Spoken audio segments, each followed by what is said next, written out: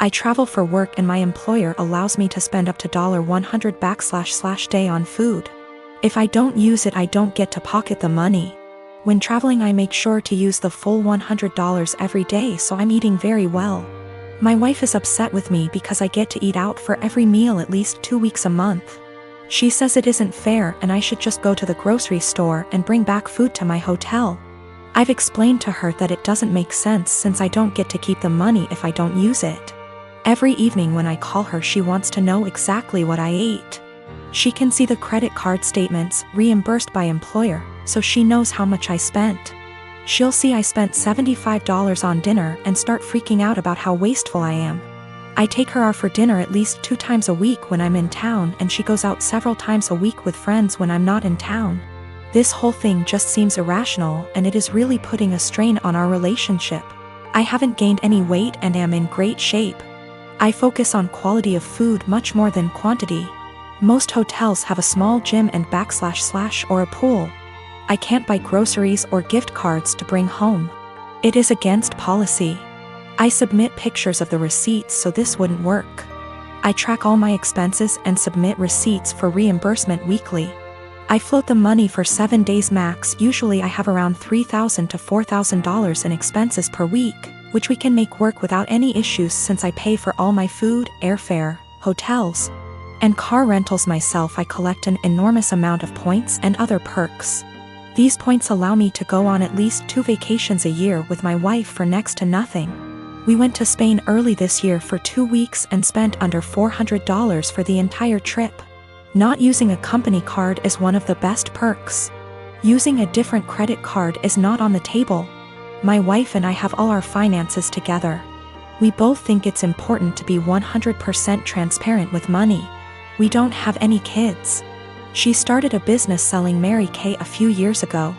She is working really hard to expand and find new customers. She likes the idea of being her own boss, and I try to do everything I can to support her.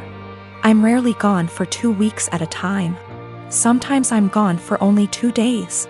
On average, a trip lasts 5 days and I go on 3 a month. A lot are saying Mary Kay is a pyramid scheme. I don't really know that much about the details of the business.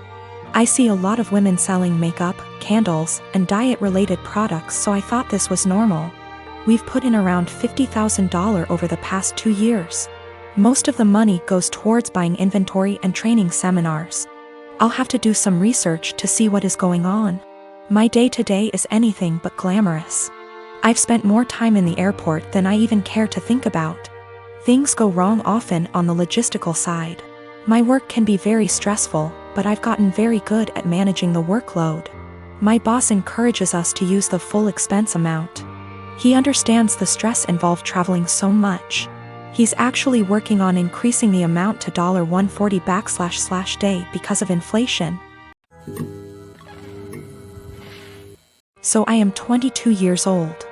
I don't have much knowledge about finances and stuff as I still live at home as I'm at university.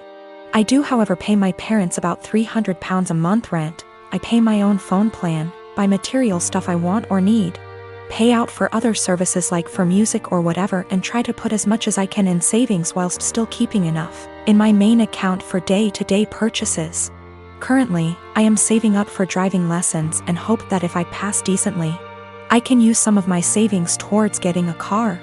I'm in my final year of uni, so I'll be done and able to work full-time when all this happens. I also decided to get a credit card so I can learn how to manage credit wisely and build some up. My credit score is good for someone of my age and circumstance, but obviously it's nothing great in comparison for other stuff. I should point out that at most I only plan on using this card with a total adding up to £100. I've stuck to that so far and only actually used it twice, with these purchases only adding up to £80, and I paid it off quickly. I do not plan on exceeding my limit anytime soon, as I've heard far too many horror stories of people just using their credit card too much cause it was handy and getting into debt.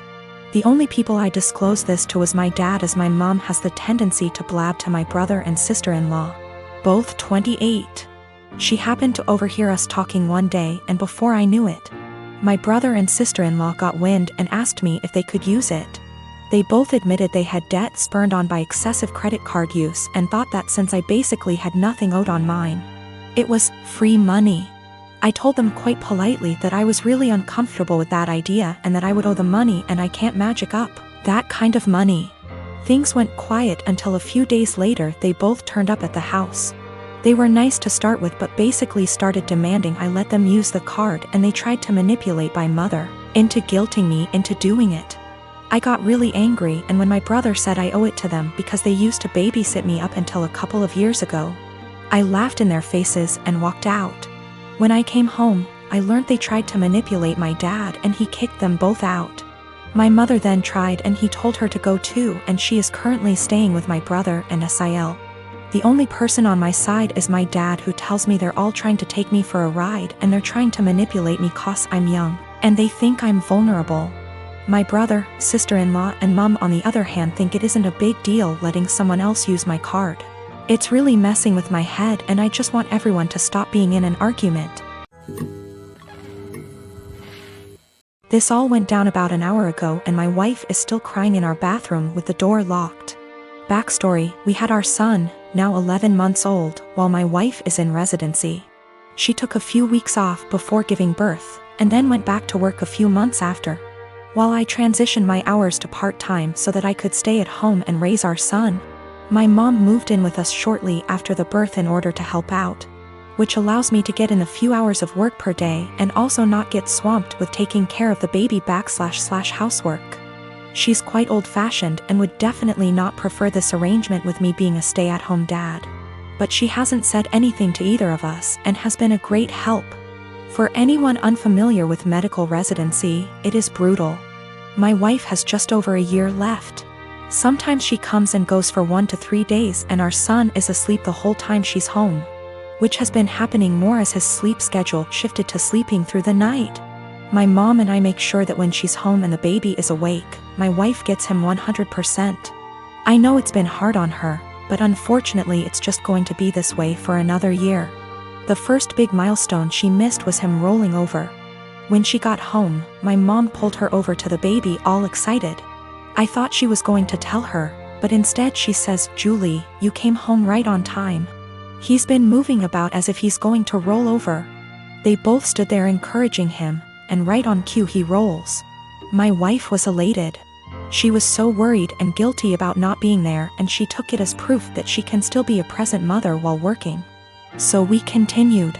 I send texts over little things she misses through the day so that it's not completely unbelievable. But my wife has been present for every single big milestone. He coincidentally started crawling with her right there. His first words were in front of her, and he began standing, cruising, and walking when she happened to be home. The walking one was difficult. There was a tough 7-day stretch where she just wasn't home during the daytime when he was awake.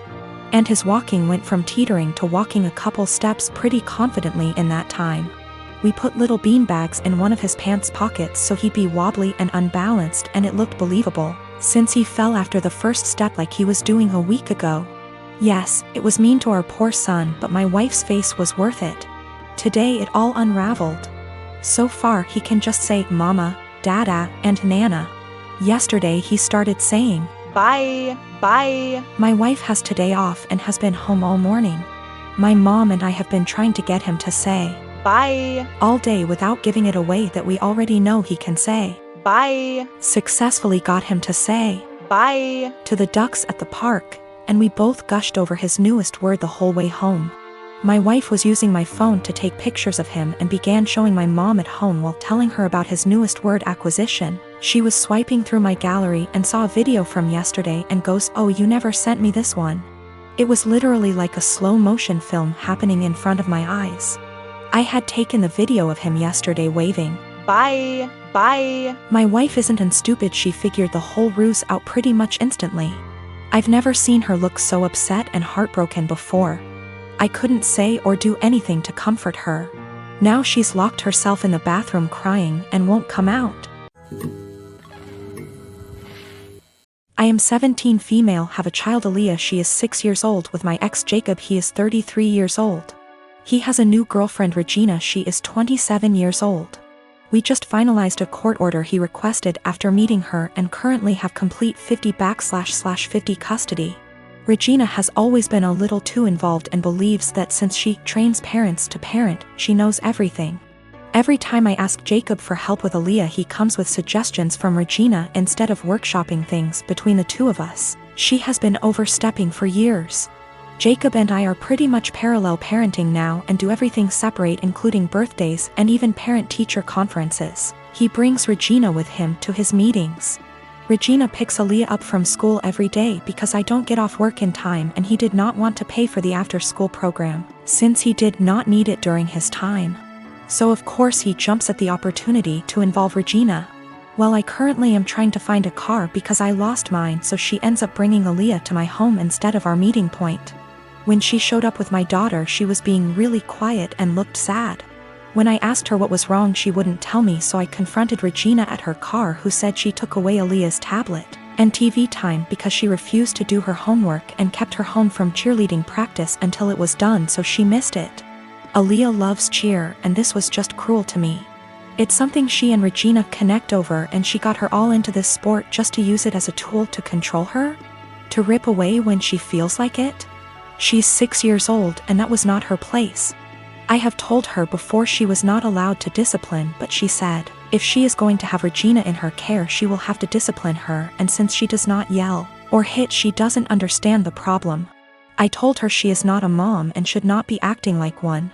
She said this is why Aaliyah has behavior issues in my care and left. I called Jacob and demanded that Aaliyah is put in the after-school program, and he refused, saying I was being ridiculous. But the parenting plan says no cruel punishments and that only the parents should lead most discipline. If he's doing what she says all the time, how is he leading?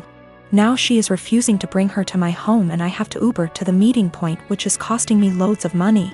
Is this something I take them back to court about? Edit to add that she keeps her for a couple hours after school until I get off. That's how she had enough time to discipline her. Yes, there is a clause about meeting partners. She's been around a few years, that's not the issue. She's just too involved in parenting and has been for a while. I feel like there are certain boundaries that should be in place and certain things only parents should handle, like discipline and PT conferences, etc. She claims she kept trying to get her to do her work, but she just refused, saying she wanted to play on her tablet instead. She should have called me or her dad when this happened. Cheerleading was Regina's idea. She was a cheerleader and pushed for Aaliyah to join. Aaliyah fell in love with it, and now I feel that Regina is using that to control Aaliyah. Do what I say or no cheer. She's 6. If she kept refusing to do her homework, she should have called me to discuss a consequence. If she's alone with Aaliyah during either parent's time, she needs to discuss with both parents what the course of action should be for discipline. She is not a teacher. She is not a professional we are paying for, therefore guidelines need to be followed.